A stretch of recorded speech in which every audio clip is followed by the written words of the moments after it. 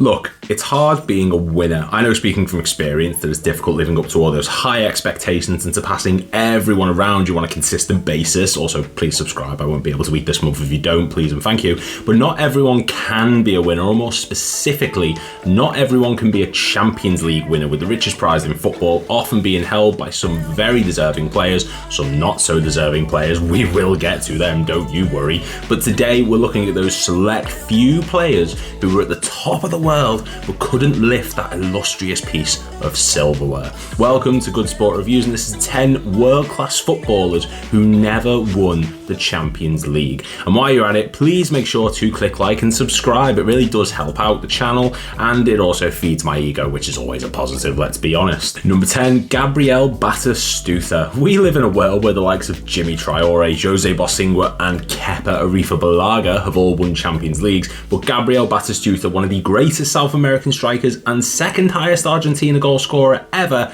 hasn't. It's a dark timeline indeed. Batistuta was without a doubt a world-class talent who deserved better, with the 2000 and 2001 Serie A winner never even coming close to winning the Champions League during his glistening career, and his Fiorentina side only getting as far as the second group stage during his last season at the club in 1999-2000, and the Roma side he joined afterwards not getting any further before he departed the Italian league to join Al Arabi in 2003, with his dream of European glory simply passing him by and leaving a massive gap on a resume and career which deserved so much more.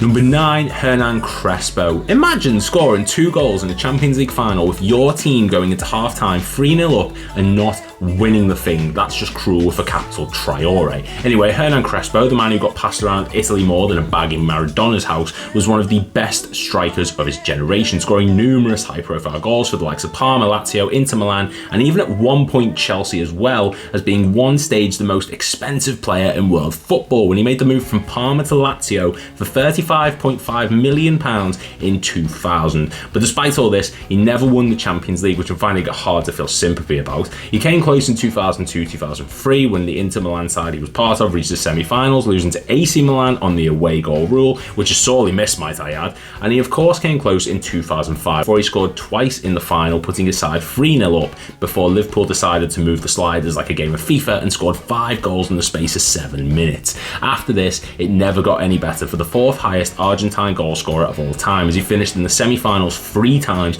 and runners-up during his time at Chelsea, and a move to Genoa and a return to Parma Violets didn't give him great success either. Another talented striker who couldn't get over the line in the greatest competition on earth, and you could argue is one of the most unlucky for it given his track record in the competition.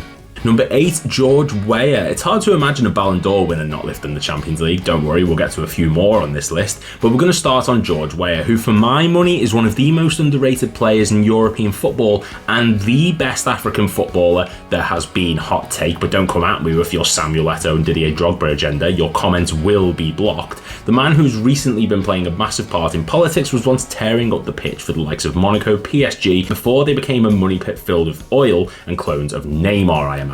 And of course, AC Milan, who he lost to in the semi-finals of the 1994-95 competition while in France, just before he won the Ballon d'Or later in the year, beating the likes of Jurgen Klinsmann and Del Piero to the top award. He decided if you can't beat him, you've got to join him, and he went to the San Siro in the hopes of winning Europe's top prize at AC Milan, but instead had to, air quotes, settle for 2 Serie A titles, never winning a Champions League. Fun fact, he also played for Manchester City before the takeover. Now, he says City were nothing before their cash. Number 7, Michael Owen. I've met Michael Owen. He didn't like me very much, but it's easy to be intimidated by sarcastic keyboard warriors, so I don't particularly blame him. Owen was Mbappe before Mbappe was Mbappe, just without the half shell and all that. He burst into the scenes during the 97-98 season, scoring 18 goals and registering 10 assists before scoring that goal against Argentina, and people knew he was destined for greatness, but according to the history books, just not European greatness. Despite playing for Liverpool, Real Madrid and Manchester United, Michael Owen never won a Champions League title, with him leaving Liverpool in 2004 following disputes with Rafa Benitez and missing out on the 2005 miracle in Istanbul, which is being mentioned again on this list for a second time, and my god, I will keep mentioning it in every entry if I have to. But spare a thought for Michael missing out on this event by 1 year and not even being at Madrid long enough to have a cup of tea, let alone win a European title. He was in the United side that lost the 2011 final, but he didn't even get off the bench, so I don't think that particularly showers him in glory. As a whole, Owen's career was still a success, winning an FA Cup, UEFA Cup and Premier League, but the 2001 Ballon d'Or winner deserved more, and a Champions League not being on the CV of a man who was able to bend teams over his knee single-handedly is a crying shame. Number 6, Giorgio Chiellini. I'm noticing a trend on this list really. World-class player who tears the Italian league apart, winning multiple titles and establishing himself as one of Europe's best commodities, but in the Champions League was about as much luck as a drunk in the job centre trying to become a teacher. Giorgio Chiellini was one of the best centre-backs of the past 20 years, winning 9 consecutive league titles. Let me just repeat that for the people in the back. 9 Serie A titles, and also captaining Italy for the 2020 European Championship title at the expense of Bukayo Saka's shirt, which was pulled back so hard I think his hair colour changed. But despite all this, the man with over 100 caps and a home in Bikini Bottom has never won the Champions League, even with his side reaching 2 finals, one in 2015, which saw a side beaten by an MSN-driven Barcelona, and one 2 years later, which saw a side beaten by a Real Madrid side who were winning their 2nd Champions League in a row. Alongside Bonucci, Chiellini nullified countless attacking threats over the years and made a place for himself in Italian folklore, but just couldn't get over the line when it came to the most prestigious of trophies.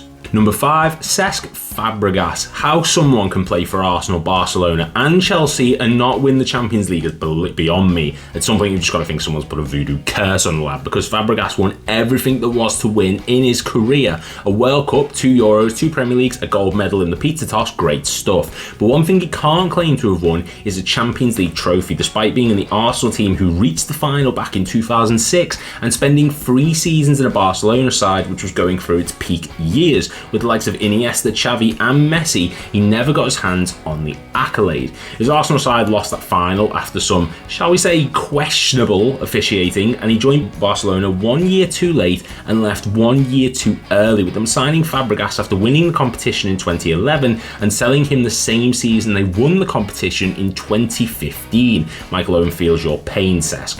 One of the most dependable central midfielders of this generation, Fabregas may not have won the Champions League during his illustrious career, but he did win basically every other thing there was to win in Europe and just watched his nation lift the Euros, so I can't really feel too bad for him and his endless pit of silverware and Man of the Match award. Number 4, Gianluigi Buffon. I mean, this one hurts. I mean, there's some players who you just want to see succeed in football regardless of tribalism and that desire to hate everyone who isn't from around here. Ronaldinho was one, Andrea Pirlo was another, but this one stands head and shoulders above the rest, and that is Gianluigi Buffon, the man who played until he was 45 and still never actually won a Champions League despite reaching 3 finals and playing for Parma in their prime, Juventus for a combined 19 years that felt like 90, and PSG for the 2017-18 season after they signed Neymar and broke the footballing stock market.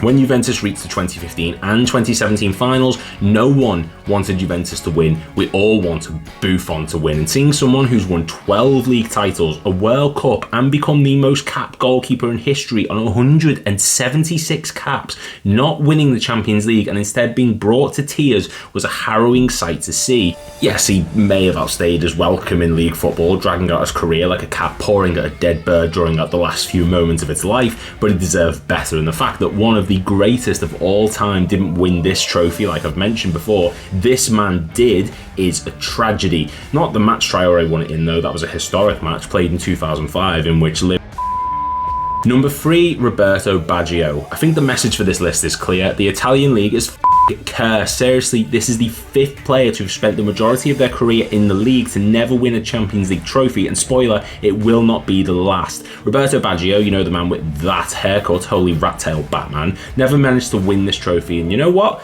That's fine, because he's still regarded as one of the best players of all time, but his silverware stash is actually quite small. Not for individual accolades, mind you, of course. I mean, Christ alive, he's won everything possible, including a knighting in Italy, but he only won 2 league titles in Serie A and 2 domestic trophies, which is a shame for someone whose natural talent was making football look like art. He played for the likes of Fiorentina, Juventus, AC and Inter Milan, and never managed to get close to winning the Champions League, with never getting out of the group stage during his career. It's like if Picasso never got to paint and instead had to settle for doing dot-to-dots, or if Jose Mourinho couldn't get a top job in Europe and had to manage in the Turkish league.